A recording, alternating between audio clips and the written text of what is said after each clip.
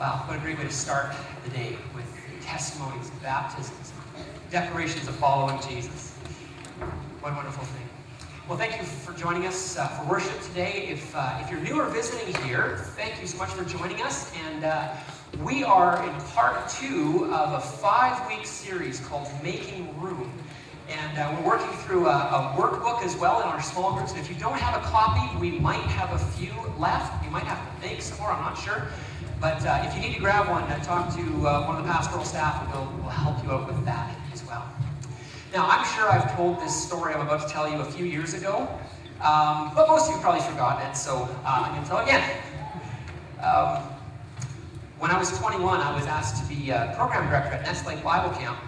It was really my first kind of full of responsibility type of ministry setting I had been in. And we kicked off our camping season with a family camp, and it was great. You know, everyone had a fabulous time. But by the time Sunday came around, I found myself completely overwhelmed. I thought, what have I got myself into? I can't do this. It was sort of after my first weekend of camp. This was my conclusion. I'm out. I don't know what to do. In fact, my parents, they had come up from San Bernardino to join us for that weekend, and they took me out for lunch on the Sunday, and I couldn't speak, which I know is almost unbelievable, hard to believe now, but I was so overwhelmed. I was actually paralyzed by fear at that moment. My parents dropped me off back at the camp, and we were expecting our first wave of kind of kids camps to start the next day, and I just pushed off on a canoe by myself and sat in the middle of the lake.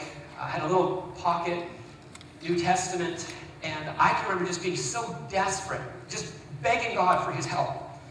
I opened that little blue pocket-sized Bible, not sure even what I was going to read. And the page I just happened to turn to is where Matthew 11, 28 to 30, Jesus says this, "Come to me, all you who are weary and burdened, and I will give you rest. Take my yoke upon you and learn from me, for I'm humble and gentle, and you'll find rest for your souls. My yoke is easy, and my burden is light. Come to me." That was the answer to my prayer that I had been praying. God, how? Jesus says, come to me. How am I ever going to do this, Jesus? Come to me was his answer. In my rhythm of work that summer, I needed to just be with Jesus in times of silence, of listening, of waiting, in resting and in prayer, reading the Bible, and just being with God. I needed to enter his rest each day. I'm convinced that in the extremely busy work schedule we had, I started the day at 5:30 is when I woke up and spent half an hour just waiting on God, just resting in him, because I had 6 o'clock is when my meeting started, and we had 1 hour off during the day, and then I got to bed at midnight each night, and that was every day for the summer. The pace was horrendous, and the only way to be sustained was to listen to what Jesus said and make room to be with the Father. In Luke 5, we see Jesus has just healed a man with leprosy. And then others begin to get wind of it. And they begin to eagerly seek Jesus out. Listen to verse 15. We read, "Yet the news about Jesus spread all the more, so that the crowds of people came to hear him and be healed of their sicknesses." So what does Jesus do when he's at the height of his popularity? I mean, he's the most relevant guy on the block. He's sought after. So he capitalizes on this, right? He just revels in the limelight and rushes headlong. Well, no, that's not what it says. It says, but. That word but is really important. It's a contrastive word. It signals this instead of that. But, or instead of giving into the pressure of his work, or the pull, getting into the pull of popularity, but Jesus often withdrew to lonely places, eremos in the Greek, lonely places, and prayed. What does this signal to us? It shows us that even Jesus required a pattern or a rhythm of life, a pattern that was consistent in connection of reliance on his Father, a commitment to lonely places for prayer sort of life. So I ask myself, and you need to ask yourself too, why would we imagine that we need that sort of rhythm of life any less than Jesus would, if we're going to live a life of faithfulness and a life of faith to what God is calling us to? But I think there's more to this point than simply, well, Jesus did it, so we should too. Although that's true, he sets an example that we should follow. We need to discover why Jesus did this, so that as we ask ourselves, why would I set time aside for solitude? What will it accomplish? That we can answer that question for ourselves. So notice, at the beginning of Jesus' ministry, in Matthew, Mark, Luke, and John, all four of the gospel narratives, they begin with Jesus being baptized. Baptism is showing Jesus' allegiance and alignment with his Father. It still means that. That's what baptism signals. It signals that we have turned away from a self-focused life and turned from other competing allegiances to align ourselves with God and what God is up to. It signals that we're no longer living for ourselves, that we have actually died to pursuing our own selfish agenda, and we're now living new life under God's loving leadership. So Jesus' baptism is signaling that he is aligned with his Father's work, and he does it in the power of the Spirit. So listen to what happens at Jesus' baptism. This is from Mark chapter 1, 10 and 11. Just as Jesus was coming up out of the water, he saw heaven open, and the Spirit descended on him like a dove. And a voice came from heaven, "You are my Son, whom I love. With you I'm well pleased." My Son, whom I love. With you I'm well pleased. Now consider, at this point in Jesus' ministry, what has he done? Like, what's he accomplished? Healing? Preaching? The gospel writers, all of them, simply begin the story of Jesus' ministry here. There's no record of Jesus doing anything at this point. And still, he hears these words, "My Son, whom I love, with you I'm well pleased." Before Jesus has achieved anything, he knows that his identity and value are rooted in what his Father has said about him. It's not earned. Not an achievement based on his successful ministry. You know, we live in a world that is often requiring us to prove ourselves. We live in a world that can easily, we can find ourselves easily attaching our sense of worth or our identity to our achievements. In fact, Marxist philosophy, a part of it would say, in essence, you are what you do. Your identity is defined by the work of your hands. And many in our world have bought into that. Truth be told, I too fall prey to that sort of thinking. I've been tempted to buy into that as well. Or capitalist thinking, philosophy on the other hand, says you are what you own, or you are your ability to produce and consume. But the gospel of Jesus challenges both of these and calls them out on the lie that they are.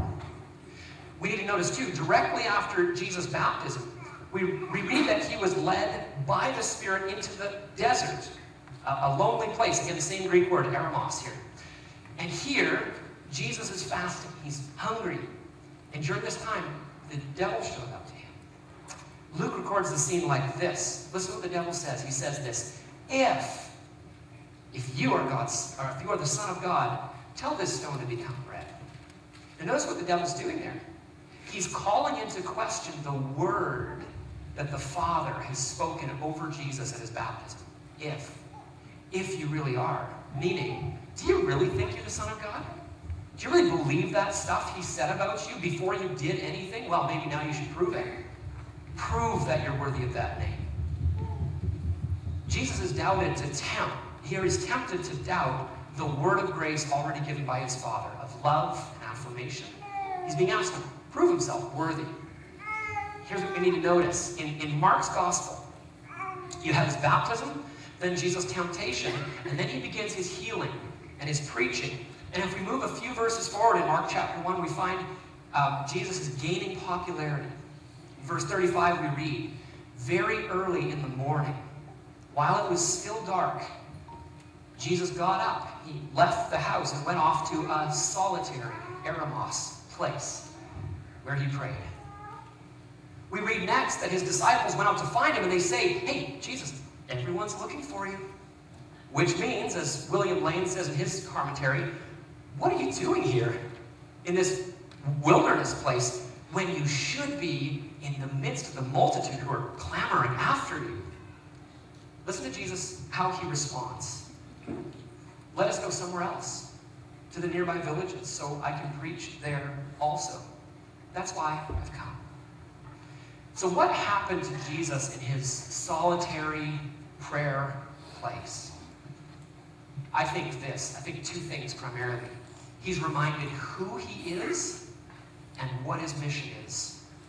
By remembering the voice of his Father, Jesus is able to resist the temptation of the devil in the desert to prove his identity.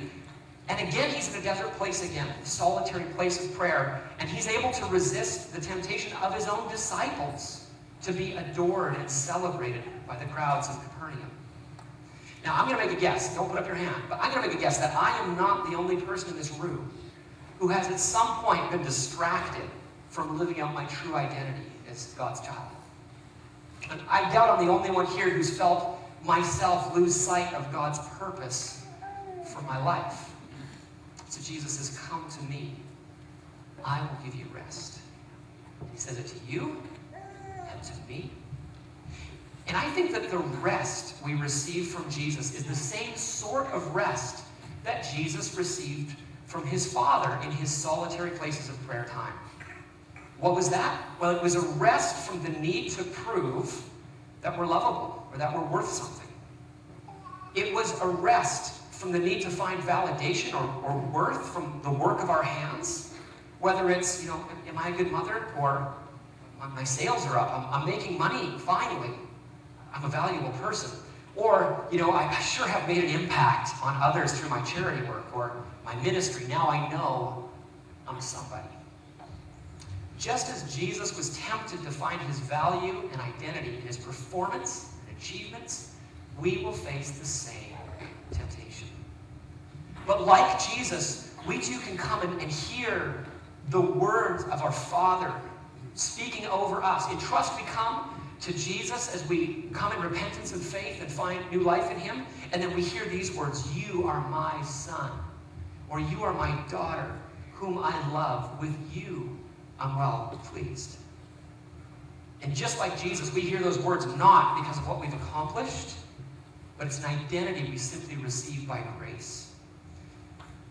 My wife's favorite verse in the Bible is 1 John 3, verse 1, and it reads, see what great love the Father has lavished on us, that we should be called children of God, and that is what we are.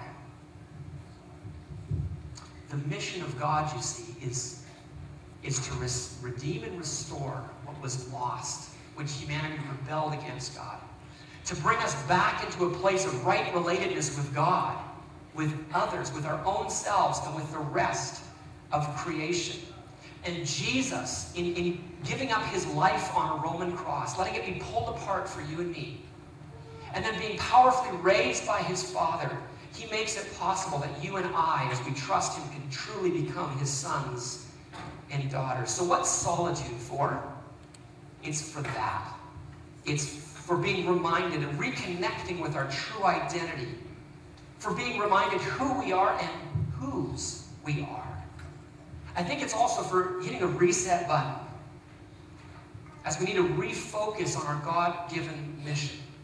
Solitude and silence with God provides an opportunity for us to reflect on our lives, actually to evaluate, to take stock, maybe even repent and recognize how we've been functioning out of line with God's call on us.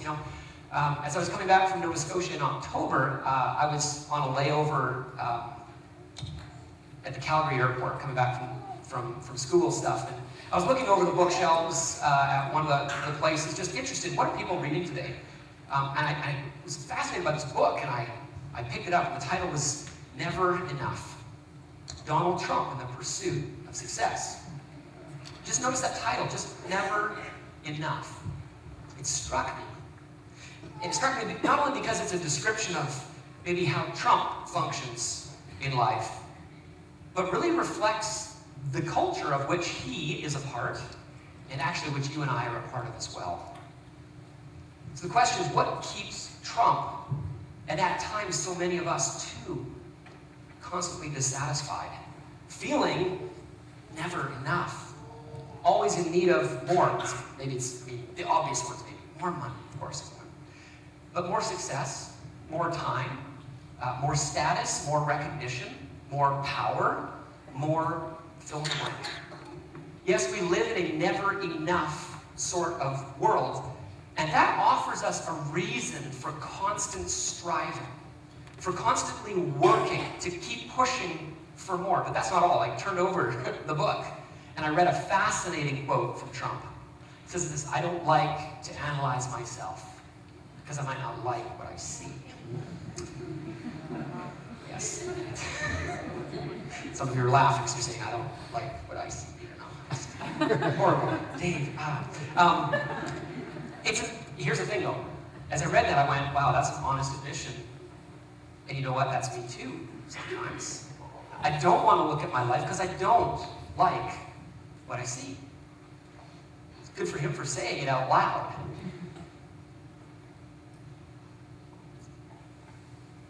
Perhaps some of you feel that way too. If we took stock of ourselves, we might not like it. What's Trump's approach? Just don't look. But the Christian story, thank God, it tells us something different. It tells us we must look at our lives. But the good news is this: even if we don't like what we see, and we won't at times, we know that God, through his son Jesus, forgives us of our failings, our sin, our rebellion, the ugliness actually that we contribute to the world.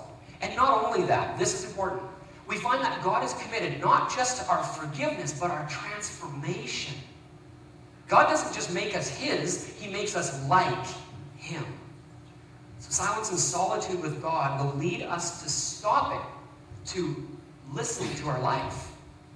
We will, in the silence, be faced with God. We'll be faced with things about ourselves we don't like, but in that, God will speak his word of, "You are my beloved son or daughter, and I love you. With you I'm well pleased." And God will also show you what needs to change too. As we studied in our book series, in the first week, we looked at Romans 12. In verse 2, we read these words: "Do not be conformed to the pattern of this world," which includes that restless, never enough pattern, "but rather be transformed by the renewing of your mind." Making room in the pattern of our lives to be honest with ourselves is a part of that. Why? So that we can feel rotten about ourselves? No, that's actually not the point. As Trump says, we might not like what we see, but as we sit quietly with God regularly, in the knowledge of God's grace over us, we allow him to address and redress and transform those patterns of behavior, those attitudes, those things that don't yet look like Jesus. He addresses them with us. He does it gently sometimes, he does it sternly sometimes, but he addresses them. Maybe that's why we keep ourselves so busy. Maybe that's why we often have just constant media input. We don't want to face the things in ourselves that we don't like. And so we keep busy so that life doesn't catch up with us. Or maybe we know that the pain will creep in. Maybe we have to stay busy because we have this nagging sense of dissatisfaction, and we think that maybe we can satisfy it if we can just achieve that next milestone, if we can afford to take a bit more time off or go on a better vacation or something. And here Jesus says, "Come to me, you who are weary and burdened, and I give you rest." Where do we go? If I was to ask you, where does your day start? Most of you would say something like this: well, when the alarm clock goes off and I get up and I kind of rush to the shower and get some breakfast in me, and then rush to work or to school, or maybe to get the kids to daycare. And so the beginning of the day starts with the morning time. And then we rest at the end of the day from our work, right? That true? Yeah, more or less. The Jewish concept of a day is different. It begins with sundown. A Jewish concept of time says we start the day in rest, with sleep, refreshment. And while we sleep, we trust that God has been at work since he never sleeps. And we awaken from our rest. And then we work from that place of rest and trust, rather than rest from our work. That's a wildly different concept of time, isn't it? It paints a distinct view of how time functions in that socio-religious context. I'm not suggesting that we adopt that time scheme, but considering it, just thinking about it, I think helps to remind us that we are human beings, not human doings. Just think that for a moment. And I think we need to ask ourselves at this point, is my sense of self-worth found primarily in what I accomplish, or how much money I make, or how well respected I am in my community because of my work? Or is my identity rooted first and foremost in God's love for me? Of course, this doesn't mean that we should not put effort into what we do or work really hard at doing our calling well. We need to do that. But when we look at as we evaluate this, it can transform our reason for doing what we do. So be honest with yourself and that question for a moment. Is your identity rooted in God's love for you, or is it something else? If your answer is this, it's not God's love, but I want it to be. There's good news for you today. Jesus invites you. He says, come to me, all who are weary and burdened. All of you who have taken on a yoke or a way of life that requires constant upkeep to know that you're worth something. Jesus says, lay that down.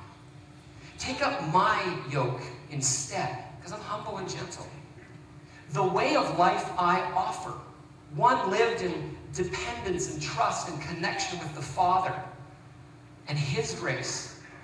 The way that actually leads to full life, not the cheap counterfeit that you've bought into. Come to me and I will rest you. That's what Jesus invites you to today. That question, who are you? How you answer that will not only define the pattern of your life, but also the quality of it, and dare I say, the destination of it as well. Come to me, you who are weary and heavy laden, and I will give you rest. Of course, the question then is, how do we let Jesus rest us? How do we respond to his invitation? There's many ways that you can do this. I want to focus on one this morning. In 1909, an Italian poet, Filippo Tommaso Marinetti, composed what he called the Futurist Manifesto. Among other things, he states, we affirm that the world's magnificence has been enriched by a new beauty, the beauty of speed. Now, we might agree that speed can enrich our lives, and it can, even in beautiful ways, surely. But as we're now in the early 21st century, there are many ways in which this celebration of speed has become pathological. It's become like a disease. Faster isn't always better, especially the things that matter most, like family and friendship and the soul. Karl Honroth said in his book, In Praise of Slowness, the problem is that our love of speed, our obsession with doing more and more in less and less time, has gone too far. It's turned into an addiction, a kind of idolatry. So the question is then, how does God want us to address our obsession with speed, with the busy pace of life? We need to get back to our God-given rhythm. And here's one way, is by practicing Sabbath. And I know for some people, especially maybe in my parents' generation, talking about Sabbath kind of causes an allergic reaction. See, in some homes, in some Christian traditions, Sabbath keeping was, as Ken Shigematsu puts it, a dreary day filled with don'ts. Don't play baseball. Don't play games. For goodness sakes, don't chew gum. Sabbath, however, is a word that means rest or to cease from something. As I'm going to show it, it also means to celebrate, especially now in light of Jesus. That's where the dancing feet, finding rhythm. Genesis 2:2 is the first time we see the word Shabbat show up in the Bible. It says, by the seventh day, God had finished his work that he had been doing. So on the seventh day, he rested from all his work. It's not in my notes. John Walton, in his excellent commentary, argues that rested doesn't mean, okay, God's done working now, but rather he celebrates what he's made. I think that's true. He's celebrating the goodness of his work. He's standing back and reveling in it. As human beings, we're created to image God, to bear his likeness, and even pattern our life after him. And so we too need to take a day that he set up this kind of rhythm, this beat in the way that the universe is made that requires a day of just stopping and rejoicing in what God has done. So part of our being human is that God rested, so we rest too. But we need to notice that this resting for a day of the week is a reminder that God is God and that we are not. It reminds us that although God is limitless, of course God rested not because he was tired or needed a break, but as a way to stop and enjoy all he made. But for us, as we stop, we're reminded that though God is limitless, we are limited. We have limits. And Sabbath provides a time to slow down, to appreciate God and what he's done, to give thanks to him. Practicing Sabbath is about finding our God-given rhythm again. Here's what Mary Jones writes. To enter Sabbath rest is to inhabit time differently. It's to let go of the need to watch the clock, to move a bit more slowly through the day, to pay more attention to what's happening around us and within us than the fast life usually allows. The Sabbath, it no longer has the exact meaning as it did in the Old Testament. Since in the Old Testament, part of its function was to point to a time of liberation. Now it's no longer a sign pointing forward, since Jesus, God's liberator, has already come. And I realized that was a really big statement, and I took out 1,000 words of my sermon last night explaining it. If you want to know more, I've got a book. Come see me. Taking time to rest, to enjoy God in his good world, to slow down, unplug from the worship of speed in our culture, it still points ahead to what we believe that God will one day do through Jesus. To give us a time where God puts all things to rights, to how they were meant to be. So let's finish off just with a few examples of how we can practice Sabbath in our day and time now. So what is it? It's looking back in celebration. Sabbath is stopping our regular work. And it's a signal of trusting God. To stop being productive is a way of saying, God, I believe you're going to provide. I don't need to keep producing because I believe you will give us enough. Dan Allender captures well how God's commands still function for us, especially this one. A commandment is often assumed to merely be a prohibition. Such thinking is idiocy. It's not mincing words here.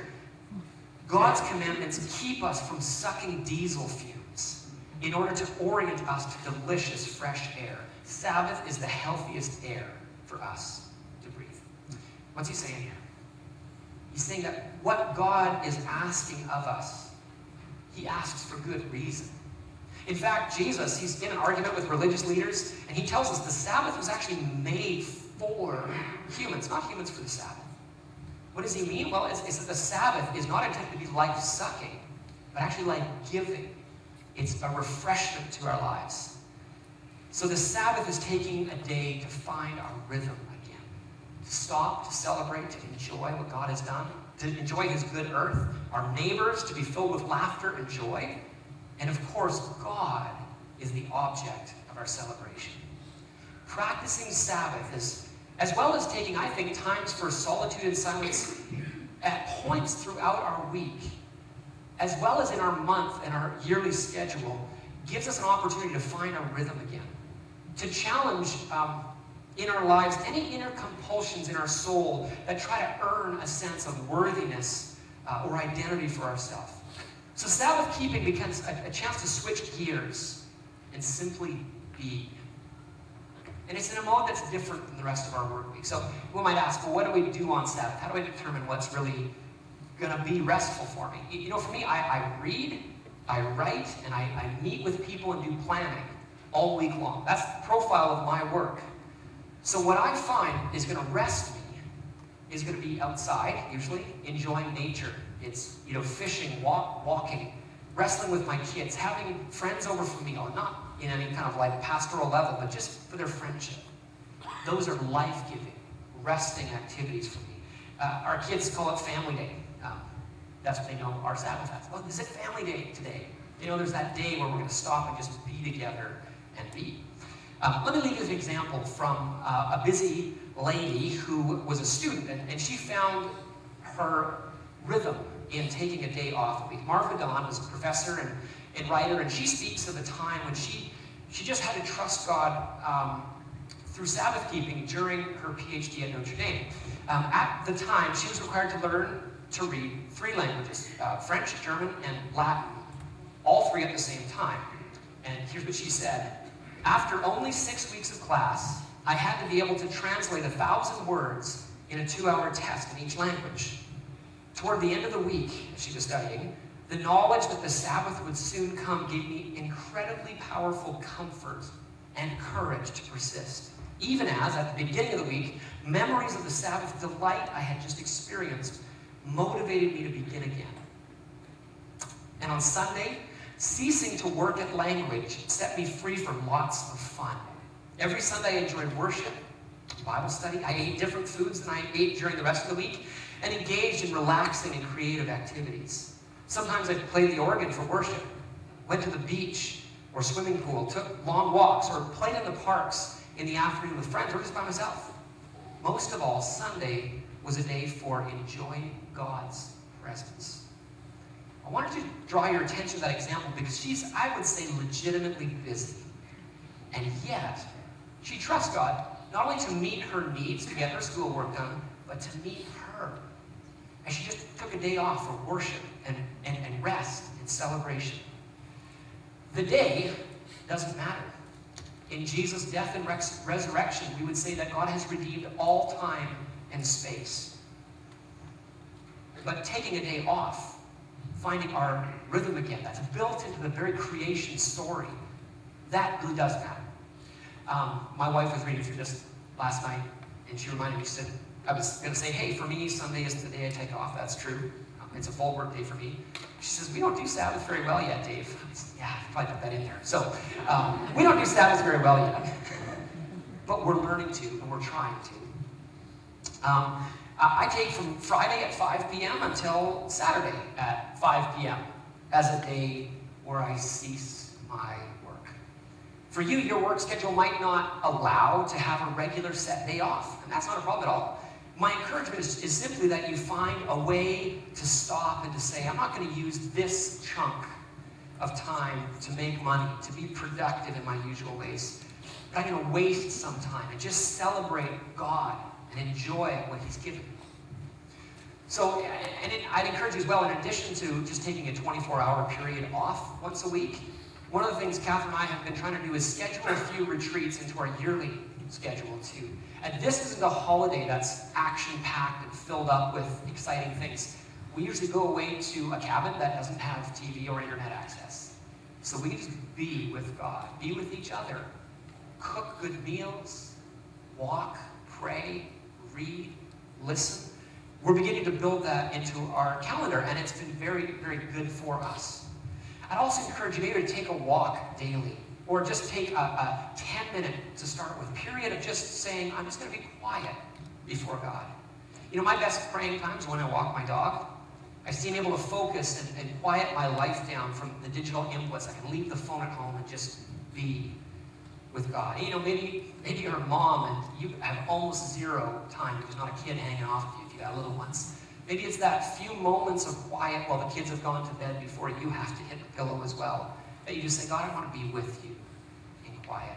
I'm going to invite the worship team to come forward, and they're going to just lead us in one song. And as they do, I just want to mention, in Israel today, among the Jewish people, their customary greeting is still Shabbat Shalom, which means Sabbath peace.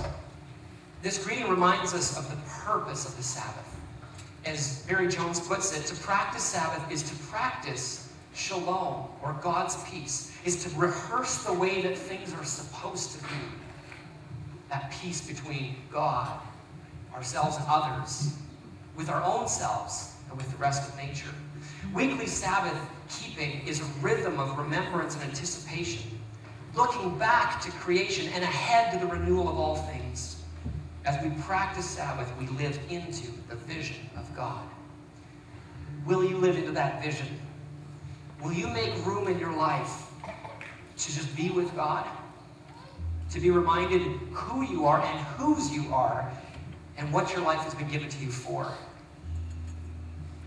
Let's rest and celebrate what God has accomplished for us in Jesus. Let's build that in our lives. Why don't you stand as we just respond